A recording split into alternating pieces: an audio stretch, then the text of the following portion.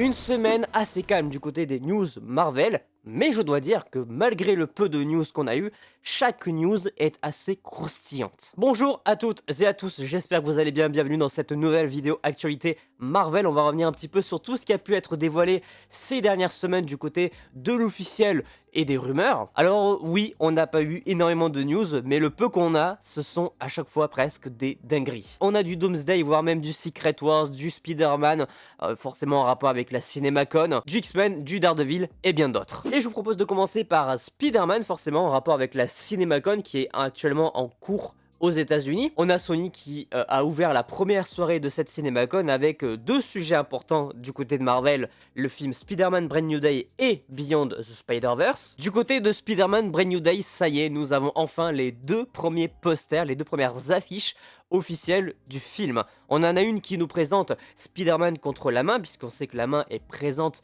dans le film quand on l'a vu dans le trailer. Et le deuxième poster qui sera normalement l'affiche principale, le poster principal de ce film-là. Une affiche qui nous fait quand même vachement penser à celle du Spider-Man 2 de Tobey Maguire, avec le fameux poster où on voit Dr. Octopus dans l'œil. Là, en l'occurrence, c'est le personnage de Zendaya qu'on y aperçoit avec la ville de New York en fond. Personnellement, je la trouve plutôt stylé, notamment pour le clin d'œil que ça fait au Spider-Man de Tobey. Hors CinemaCon, on rappelle aussi que normalement, d'ici quelques semaines, quelques jours peut-être, Spider-Man Brand New Day va recevoir des reshoots pour terminer le tournage officiel du film. Apparemment, rien d'important d'après les propos de Tom Holland, on serait pas sur des reshoots hyper majeurs. Deuxième sujet de la CinemaCon, évidemment, Spider-Man Beyond the Spider-Verse. Là, je vous avoue que j'étais très hypé de savoir ce qu'on allait nous dévoiler. Bah écoutez, on a les 4 premières images officielles du film qui ont été montrées. 4 images magnifiques. On en a une notamment qui nous présente le Spider-Punk, une qui nous montre tête à tête le père de Miles avec Miles lui-même, une troisième qui nous montre un combat entre Spider-Man 2099 et Miles Morales,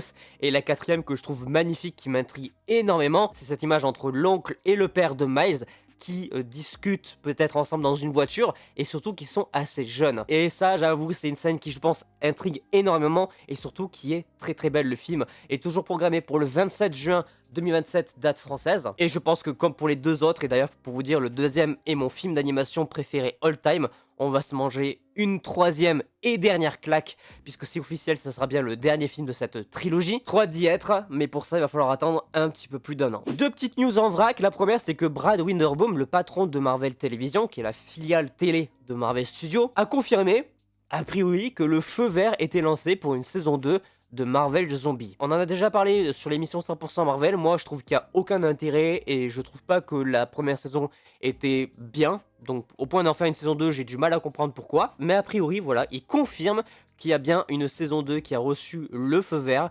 Donc, à voir un petit peu ce qui va être fait autour de ça. Déjà que je suis pas chaud pour qu'il y ait une saison 2. Si en plus de ça, ça sort pas cette année et qu'il faut attendre 2 ans entre deux saisons de 4 épisodes, j'avoue que j'ai un petit peu la flemme, et ça s'est déjà remarqué puisque j'ai même pas sorti de vidéo réaction ni critique sur la première saison. C'est dire à quel point je ne porte aucun intérêt à Marvel Zombie, mais bon, a priori, on aura une saison 2. Deuxième news en vrac, beaucoup plus intéressante celle-ci, c'est que les scénaristes du film Thunderbolt, réalisé par Jack Schreier, qui est le réalisateur du prochain film X-Men de Marvel Studios, bah, ces deux scénaristes-là qui ont bossé pour Thunderbolt reviennent aux côtés de Jack Schreier en tant que scénariste pour le prochain film Marvel Studios des X-Men. Et ça, je trouve, c'est une excellente nouvelle. À titre personnel, ayant adoré le film Thunderbolt, je pense que le projet est entre de très très bonnes mains. Rendez-vous normalement en 2028, d'après les dernières rumeurs, pour découvrir le retour des X-Men sur le grand écran. Et ça, qu'est-ce que j'ai hâte, qu'est-ce qu'on en peut plus d'attendre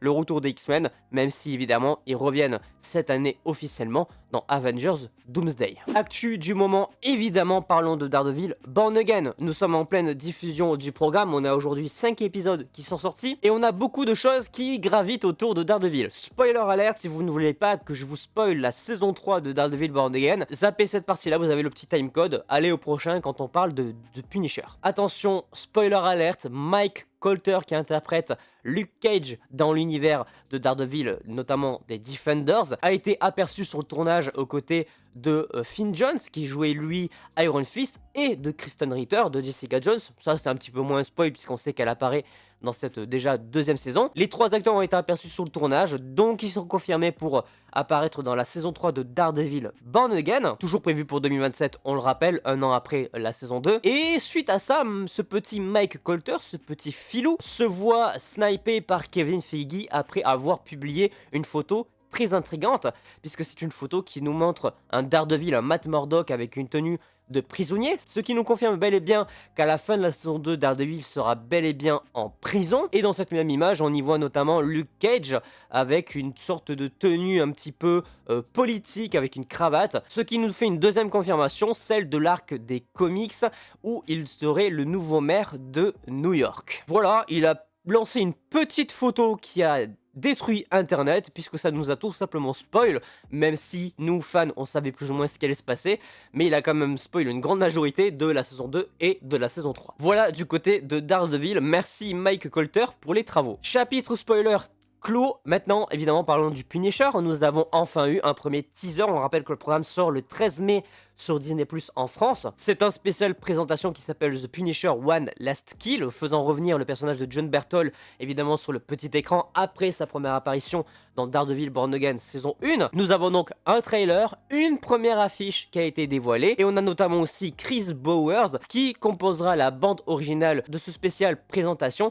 On rappelle qu'il a notamment bossé sur Secret Invasion et également sur la série Spider-Noir. Et comme une balle de sniper ne suffisait pas, Kevin Feige a dû en mettre une deuxième, cette fois-ci sur l'acteur le plus emblématique de Marvel Studios, Chris Evans, notre cher Captain America, a tout simplement dit qu'il occupera bien son rôle de Steve Rogers dans Avengers Secret Wars. Chris Evans, je cite, « Je bosse sur le prochain dans quelques mois, donc je serai dans le prochain. » Voilà.